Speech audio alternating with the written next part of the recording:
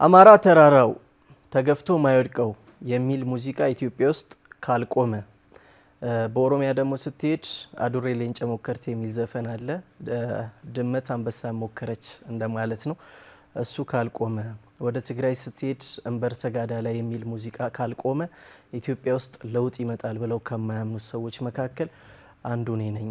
እንግዲህ አሁን አንተ በጠቀስከው መንገድ አማራው ተራራው የሚለው ስያሜ ምናልባት ከጦርነት ጋር በተያያዘ በተራራማ ቦታዎች ተዋጊ ህዝብ ነው በሚል መግለጫ ውስጥ ያለ ራሱን የቻለ የብዙ ሰዎች አስተሳሰብ ነው ማለት ነው። ስለዚህ አማራነቱን ራሱን ማድነቁ፣ ትግራይን ራሱን ማድነቁ፣ ኦሮሞ ራሱን ማድነቁና በታሪኩ መኩራቱ በምንም መንገድ ለኢትዮጵያ አንድነት ችግር ሆኖ አያውቅም ማለት ነው። ከውን ነገር ትክክለኛ እውነት ለማወቅ ከፈለግ ጣሊያኖችን ጠይቃቸው።